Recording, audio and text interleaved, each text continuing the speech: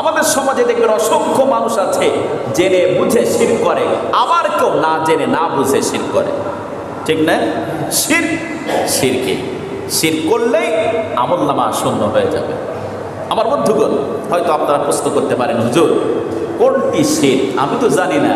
তা শিরক যদি না জেনে করি তাহলে কেন পানিশমেন্ট হবে? তাহলে আযাব আসার তো কোনো কথা না, ঠিক না? এরকম প্রশ্ন করতে পারে। তাদের জন্য একটি দৃষ্টান্ত।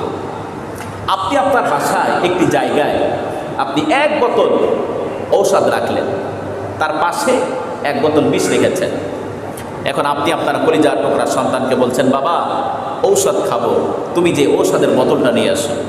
ছোট মানুষ বুঝলো না, সে নিয়ে আসলো বিষের বোতল, আপনি খেয়াল করলেন না, আপনি মুখটি খুলে আপনি বিষ পান করলেন।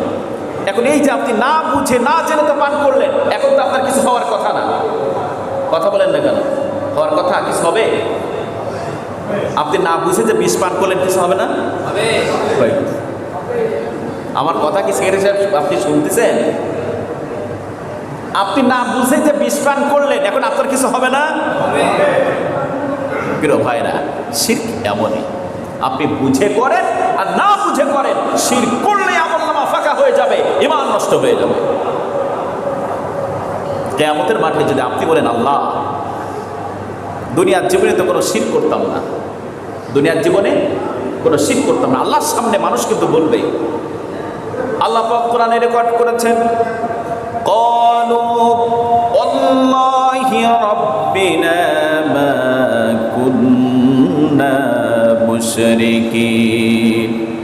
কিয়ামতের মাঠে মুশরিকরা বলবে, যারা নামাজ পড়ে রোজা রাখে আবার শিরক করে, এই মানুষগুলি আল্লাহর কাছে বলবে, আল্লাহ আমাদের রব আল্লাহর কসম, দুনিয়ার জীবনে তো কোনোদিন আমরা শিরক করতাম না।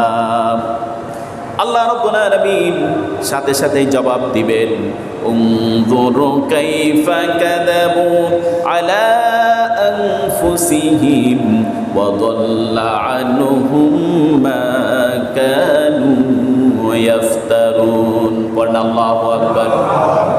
আল্লাহ রাব্বুল আলামিন বলেন, দেখো তারা নিজেদের ব্যাপারে কিভাবে মিথ্যাচার করছে। দুনিয়ার জীবনে তারা যে মিথ্যা রচনা করেছিল, আর সব উধাও হয়ে গেছে, আর সব উধাও হয়ে গেছে।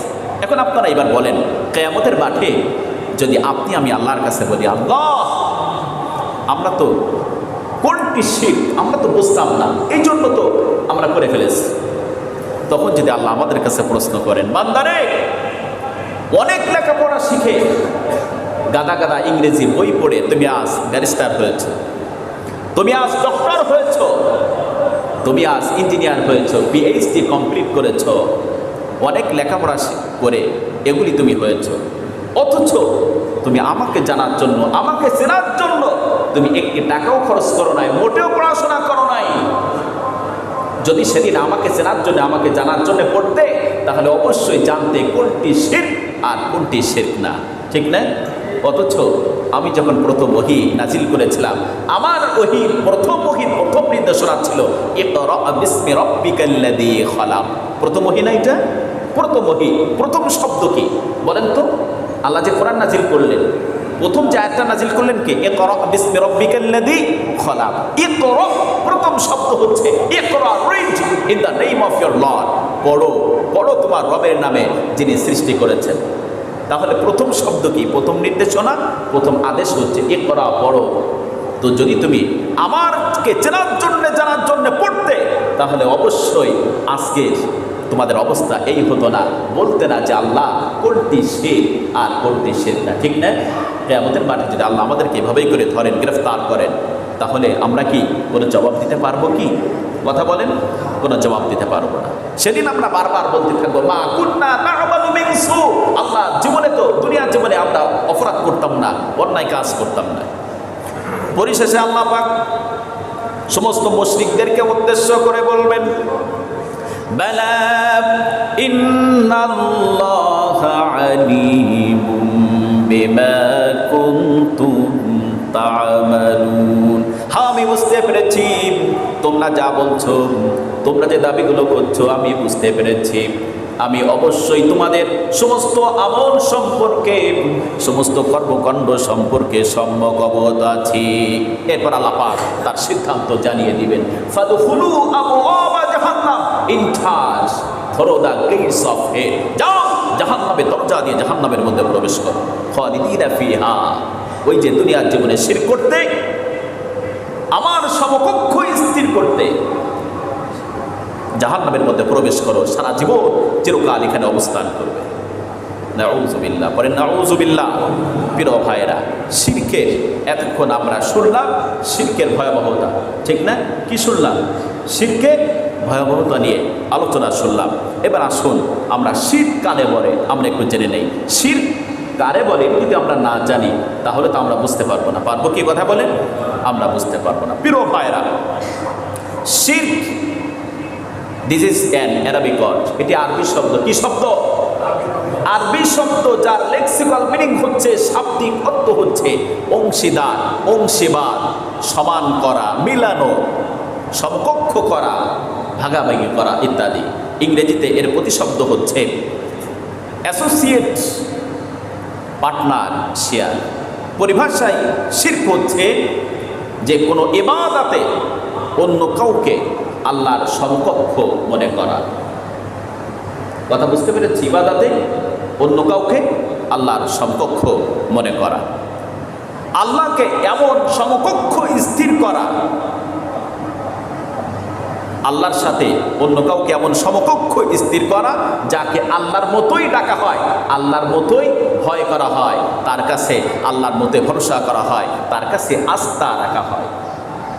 এবং আল্লাহর জন্য যে ভালোবাসা আমরা নিবেদন করি, অনুরূপভাবে তার প্রতিও আমরা এভাবে ভালোবাসা নিবেদন করি। প্রিয় ভাইরা, যেই গুণাবলী শুধুমাত্র আল্লাহর জন্য নির্ধারিত, সেই গুণাবলী অন্য কারোর মধ্যে আছে, এই স্বীকৃতি প্রদান করার নাম হচ্ছে শিরক।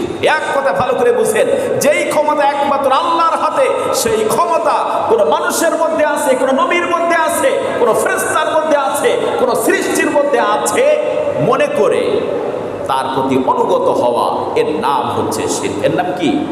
কথা বলেন। এর নাম শিরক। যেই ক্ষমতা আল্লাহর আছে, ওই ক্ষমতা অন্য কারোর মধ্যে আছে, এটি মনে করার নাম হচ্ছে শিরক।